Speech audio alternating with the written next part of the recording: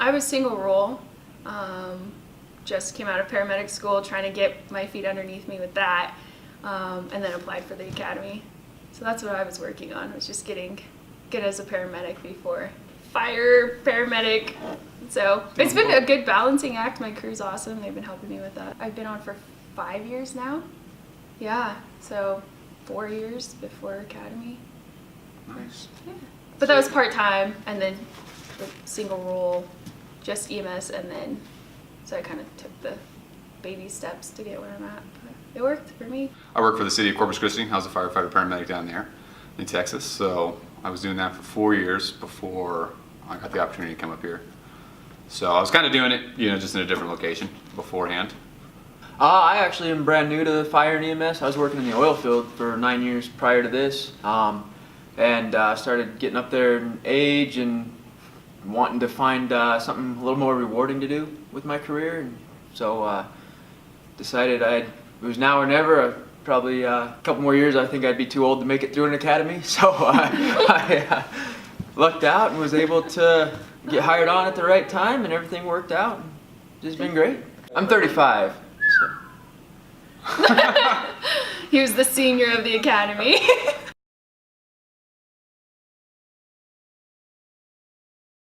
PT test that morning, I think. Oh.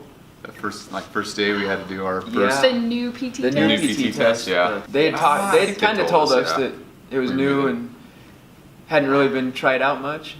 Really kind of the guinea pig group of it. Well, the PT test is different than the annual by a lot. Yeah. I actually got to see the guys do this new PT test, and they made it look so easy. Like these big, 6'1", 200 something, and they just ran through it. So it was, little me, I always think I'm bigger than I am.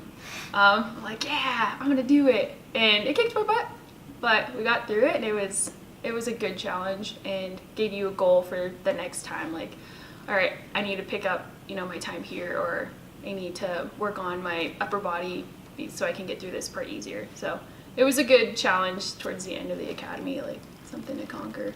So we did it three times, yeah. I think, total. Once at the beginning, one in the middle, and then one at the end. So it probably doesn't sound as hard as it is when you're going through it. Basically, you're bunked up, you're on air, and then being in the academy, we all had rubber boots. So that probably made a big difference too between having your leather boots and rubber boots. So you're bunked up. Basically, you start out hose bundle, and it's one of the larger hose bundles, I believe. Yeah, I think so. A little bit bigger bundle than you do for your normal annual, and then 20-pound dumbbell, and it's I think 3 or 4 trips up and down the stairs to the. I think it's 4, right? Because the annual's 3. I think it's 3 for the annual, so I'm pretty sure I was 4. To the 3rd floor of the tower. Finish that, and then you go into the hose hoist, and I think it's 4 hose hoists. Then you go to the Kaiser sled. Yep. Kaiser sled Baseball style, right? Yeah, elevated Kaiser sled. Yep. Yeah. 3 on each side. And then climb the ladder a few times. Then it's the ladder. I think it's up and down 3 for the ladder, kind of like a break. Yeah. Kind of refocus a little bit, catch your breath. After that, it was the farmer's carry, unbalanced. 50, so yeah. Yeah, 30 and a 50, I think. Down and back. 240 yeah. feet. And then tire drag. After the tire drag is the dummy drag, and that's kind of where you finish, and that's kind of where you make or break your time on it. And you have to try and do all of this finishing a bottle. So you have, they start docking time, or adding time. So if you run out of air, they add time. If you have to change out a bottle, they had to add like a minute plus the time that it takes to change it. So yeah, there's a lot of points that go against you. So you want to be as efficient as possible and like control your breathing throughout this whole process.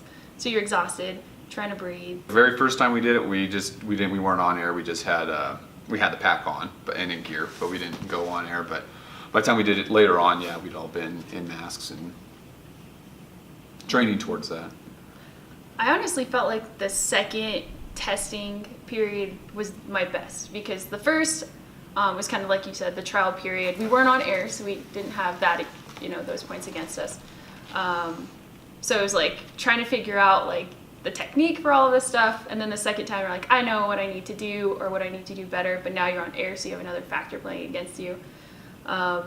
And honestly, like the third test, I was just so exhausted from the entire academy. Yeah, it probably wasn't like my best time. Like I knew what I needed to do, but I was like exhausted. It was test week. We had all of these other tests going on, and then we had that physical. So you're like, okay, one more thing to do. Just get through it. Yeah, like let's finish this like as best you can. So yeah, the second test was probably the best, probably for all of us. I felt the same way. I think everybody had a little bit better times for the most part on the final test, but Yeah, I know comparatively to like the little bit of improvement in time I had, the way I felt during the test and after the test was night and day. The middle test was probably, I think, the best.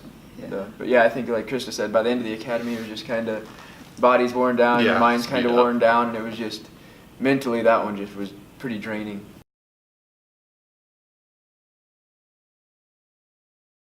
Probably like the biggest thing, like difference wise, like physicality, this one was harder than the previous ones I'd done. So I mean, I in general kind of knew like what we were going to learn and how to do most of it. I mean, there's differences obviously that we've got our way versus somewhere else, but just like like I said, the physicality and then like the consistent not being able to rehab, not being able to like catch up on, you know, just sleep and, you know, stretching and hydration and food, like that really kind of played a part. For sure, that was something that was a little more of a challenge than I guess anticipated Mentally. going in. And then the mental game was just huge because you feel bad, and and then you're like, okay, but that's, you know, I still have however long, you know, a couple weeks, a month, 2 months, whatever it was, you know, when you're kind of looking forward. It's just the mental game was pretty tough as well.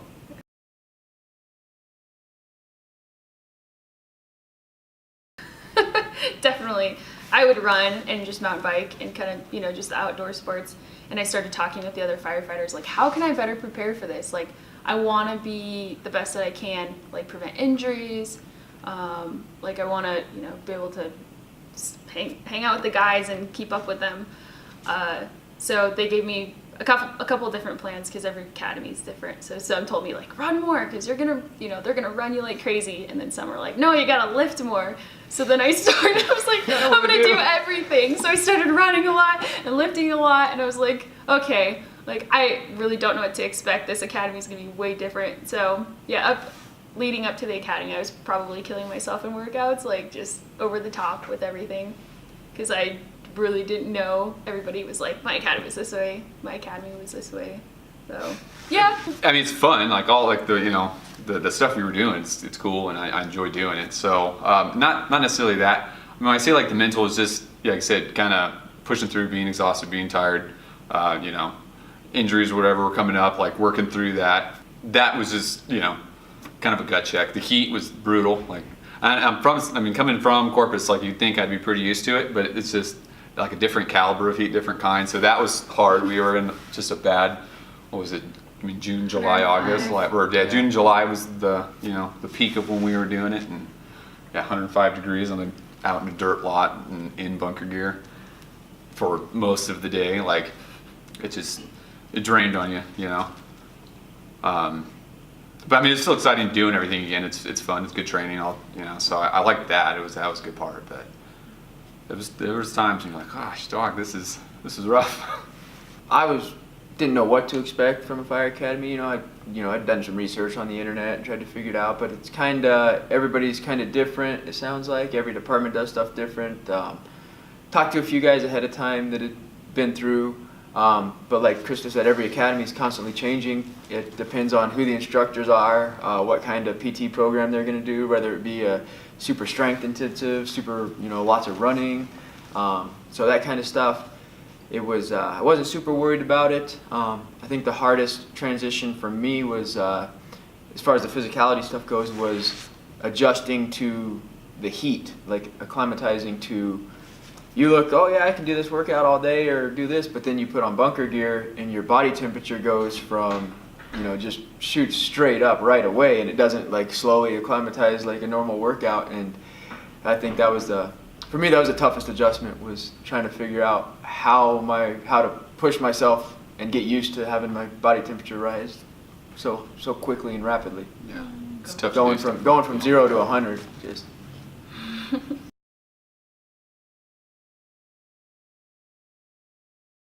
PT started at 7. Mm-hmm. So 7 at the mall. we did PT at 970 gym at the mall. We usually, everybody was really good about getting there early, so we'd meet up 6:30. The whole group of us would be in the parking lot. We'd kind of go over what we talked about the day before in class. If we had a test coming up, we'd kind of share notes with each other, make sure everybody knew, hey, this might be on the test, this might be on the test. Find out, if anybody was injured or feeling sick, so we could kind of watch out for them that day. If somebody woke up feeling like they had the flu and they might not be at 100% that day, like, hey, they'd let us know or we'd let them know, and then they could, everybody could kind of just, help them along throughout the day instead of being like, oh, what's wrong with him? Why is he so, Yeah. Um, Each other out. So we were really good about doing that first thing in the morning. PT was pretty structured with consistent PT instructors. That usually went from 7 to 8:30. Sometimes it ran a little bit long, depending on what we did or the type of recovery we were doing afterwards. And then it was just go as fast as you can, change, get dressed as fast as you can, get over to the National Guard building where we were doing our actual classes. And that was just a big quick rush. Yeah, that was always fun. And it was Changing in the parking lot really Just quick. parking lot to get there. You have like Being our 10 PT minutes to do clothes, 30 our minutes worth of blues, stuff. Yeah. Yeah. Hurry, did you remember this? Do you remember that? Everybody was trying to make sure we had everything because Yeah. we'd get, Get punished Yeah. if you didn't. Yeah. So. But- everybody and had their badge. It was kind of cool. It was really cool to see, like, the first week, we were cutting it just to the very millisecond, Yep. and then halfway through, it's like We got to we're standing out there with 5 minutes to spare, Eating like, snacks. so- Yeah, we're like, where did all this time come Yeah, from? We exactly. just got so used Yeah. to getting stuff Yeah, done and it quickly. dialed in. anytime we had a little bit of extra time on our hands, it was like, whoa, how'd this happen? Yeah. So.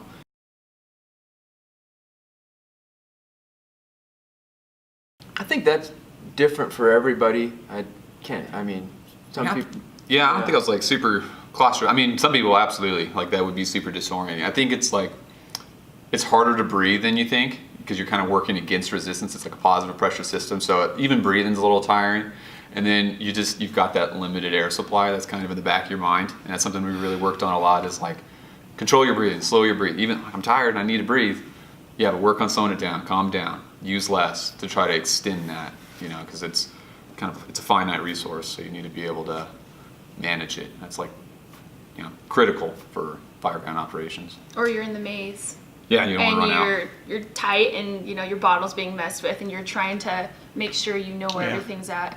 Like, okay, my bottle's still on, wide open, my tubing's still good, like making sure everything's intact, and then you hit your mask slightly, it ruins your seal a little bit. So you have to like make sure that your seal's good because you don't want bad air in there. Yeah, exactly. So being a little bit more thoughtful of like what you're doing with your pack and your mask, like you don't want to moving and stuff. knock it off. So.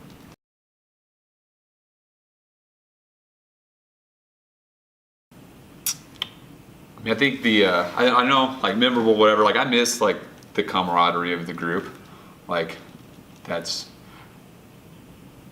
I don't know. It's like I don't think I like appreciate it as much as like I kind of should have. Then you're like, oh, I'm doing this. I want academy to be over, but like afterwards, not seeing everybody every day. Like I think we all got along super well and like really kind of came together. So like not having that is something that's kind of I miss, if you will. But then you also kind of learned like how to rebuild that with your new crew. True. So you learned like how to bond with this big academy, group, and you're like, wow, like they went through something similar, so they understand exactly how I feel or what I just went through. So you go into this new crew and they're like, yay, fresh meat. Like Yeah. let's learn some stuff. So they're excited to see you because they want to do more training, they want to teach you stuff that they've learned over the years, and then you build this new bond with your crew, which is really cool. But we all keep in touch. Like we Yeah, have this and we group chat Yeah. thing, and make sure everybody's doing good. So it's fun. Like you build those long-lasting relationships, friendships. So Yeah, it's kind of neat. Like we've all gone off and we're on our own crews now, but every time if we have like a group training or department-wide training or come down here for meetings, it's like every time I see the other Yeah, guys it's that were in the exciting. academy, it's like, oh, hey, what's going on? Yeah. Like, so yeah, you miss them. Like you do, you run into them and you're like, oh How you doing? man, like Forever. yeah, it's Yeah, only been exciting. 6 months, but you know, not being together every single day, it's Like, hard. There's lots of Everybody's- overtime. Yeah, and, you're on your own schedule. people are sleeping when you're working, and it's a little bit more difficult. I mean, some of us have gone out, and, Yeah. like we've all gone biking Yeah, together, we tried to go mountain biking with a few guys. running. I've gone with some of the, not the guys that were in the academy with us, but some of the other guys on the crew. Like, we'll get off and go skiing in the morning. If we wake up and it snowed 4 or 5 inches down here, we'll go straight up to Powderhorn. Or, That's cool. We haven't missed a good day yet, though. So the 3 they've had, we've been there.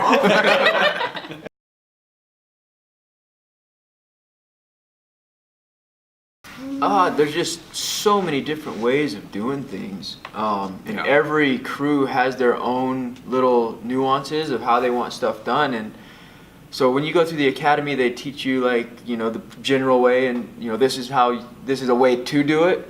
But it's definitely, there's just so many ways to do one specific job.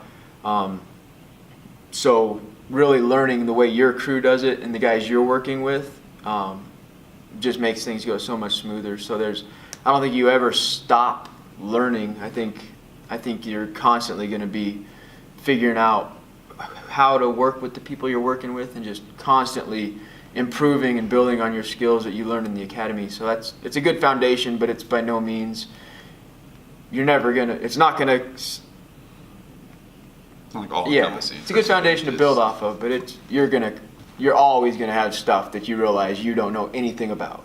Yeah. Like yesterday, we had we came here for a meeting, and Parker was doing a ropes training, and there were 5 different people saying, well, I do it this way, well, I do it this way. And you look around and you got one person that's a 2-year person, a 10-year person, Yeah. a 4-year, and every one of them had a little bit different way of how they do it. And so it's just really, And each one's right. yeah, and then we pulled the book out and Yeah. nobody was wrong. Everyone So was it's like, just kind of find that consistent. I think like real world, like practical application of the skills we did too, like it's a little different.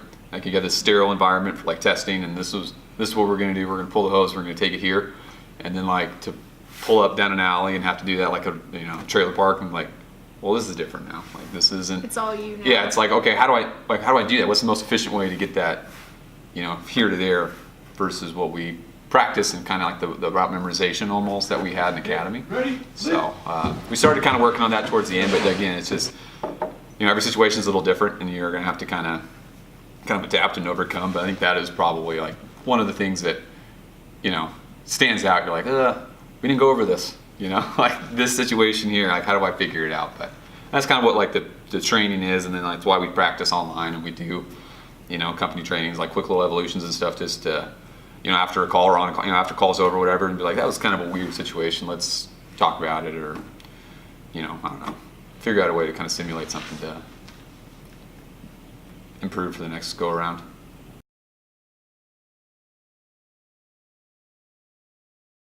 Funny. We actually were just trading on it, like I think the day before, the shift before. We're like, oh, it's the season of rescues, and for rescues for people, this is what we would do. For rescues for dogs, don't forget the Jones pool. Like, you don't want to get bit by a dog, so really, don't forget your tools. And so they had me like in and out of the suit, like, all right, get it on faster. All right, I'll get debunked, I guess, in a way. Now get your suit on. So we tried on the ice rescue suit, and that thing's huge on me. I found out I look like a child. So yeah, we found out what actually worked for me personally. So I threw on the 5 mil over and over and over. Got comfortable with all the equipment. The shift before this rescue happened, and so it went super smooth, just because we had a plan and we practiced it, talked about it. Everybody was on board with the plan. So I felt like, I really know what I'm doing, because we just trained on it. It's easy to forget some things, and it turned out really good. It went really well. Dogs doing well, so yeah. You love dogs. I love dogs. I was so excited. I was like, I'll go in. Like, I love dogs.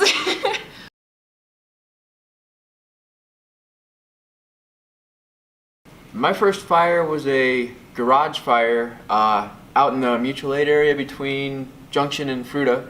So it was a little bit of a haul to get there. We were actually, I think we were second due, but we showed up first. We were on a reserve engine. I think it was my first or second shift on an engine. And I was working with a brand new partner who I'd never worked with before. Showed up, it was fully involved. The fire was on my side of the truck. I jumped off the truck and was, kind of waiting for a little bit of instruction, and the engineer was just yelling at me, "Go!" So I just grabbed the hose and went, and before I knew it, I was sitting there spraying water on the fire. That's what you do. Yeah. Basically, it was exactly like a quick attack. Like basically by the book from what we did in Academy. It worked out perfectly for me that first fire because we were far enough away, straight pull worked, got it, flaked the hose out, and had water going on the fire, and I was like, wow, this is exactly what I'm doing. Like, Yeah, you know what Line, straight pull.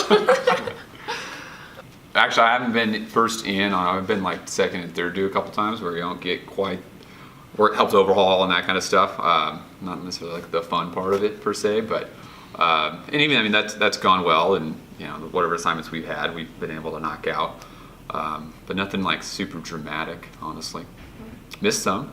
Been on the ambulance for a couple, so Yeah. but that's the nature of the business.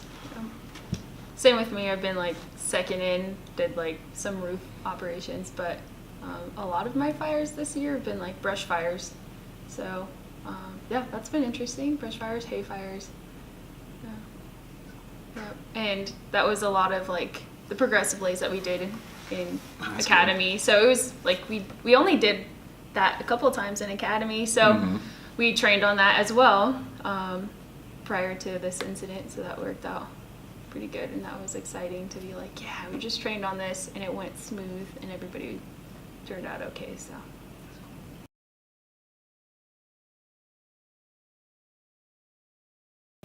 I think as far as the training we did where we actually saw fire and got to kind of experience firsthand The fire behavior was one. the Yeah, that was pretty cool. flashover chamber Yeah. that Yeah, we that did. was nice. That was really cool heat. where you Yeah, got to super hot and just you I don't actually you got to watch the fire build, kind of see what it was doing, listen to it, know how it sounded, and then see how it reacted when it did flash, and kind of learn your watch out signs and what to look out for, and feel the heat and know you can hear the air kind of being sucked around as the fire's building and it's gathering more air and more air. like the crackle of, Yeah. what, like in that case it was like particle board, but just, whatever's burning, you can hear it. You can't see it, as it starts, like the smoke starts banking down, and what you see this big bright, orange fire just slowly disappear, but you can still hear it, and it's still burning. It's just, I don't know, it's different. And then, and we were low enough, so they made us stay low. So when it did flash, it went over our heads, Over us. just fingers over our head, and it was like, and it's really and you cool. just watched it, and you could hear it and feel it. You're like, whoa. Yeah, if you were caught in that situation, like you would not survive it. So it was interesting to see and to learn, like, wow, this is what kind of we're trying to avoid.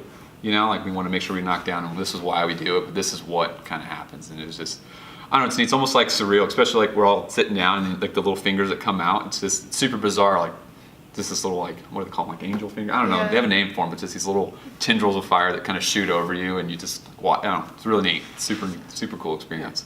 Because you're sitting in just like products of combustion for, we were in there a few hours throughout the day. Yeah, you were doing 20, 30 minutes at a time, basically until the fire burnt out or the heat got so intense that that had to get you out. I feel what steam feels like to a degree too, that, once steam's hot and it cuts through your gear, and just kind of how your gear works and like how well it does protect you, but still where you kind of feel it, like if your shoulders are real, like if your gear's pushing up against you, like it does conduct a lot of heat, and you kind of try to keep it.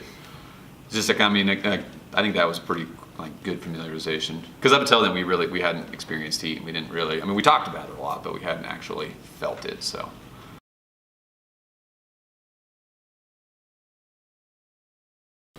I hope, like long term, I'd like to be captain. I'd like to be like a company level officer. I think that, I think it'd be like a good way to make an impact on like your like a crew level, on an individual level, on like your people's level. It's really cool working for people who are, you can tell like we're super engaged in like your development. I think there's a lot of avenues you could kind of go, which is like cool. I mean, that's a great way to turn this into a really like rewarding 25, 30-year career.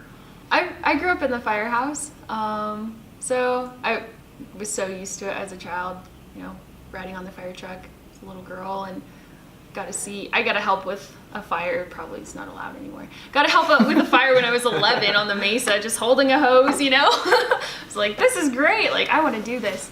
And then just like how rewarding this job is. We get to do a lot of really cool stuff, but the people that are so thankful, like, really make it worth it. The people that you work with, like, really make it worth it. They become family. So I'm just hoping, like, in the future I can just inspire more people to do this job, because it's a great job. Getting into the fire service, it was, my main objective. I was excited about being a firefighter and fighting fire, and still really like that. Like that part is awesome. But the EMS bug's kind of like growing on me. Like that's something I wasn't like 100% like this. I want to be, a paramedic, this and that. But now, you get somebody to the hospital, and when you pick them up, they're super sick, and you can see them improving a little bit along the way, and you get them to the hospital, and you helped them out a little bit. And so I think progressing in that field is something I'm super excited about.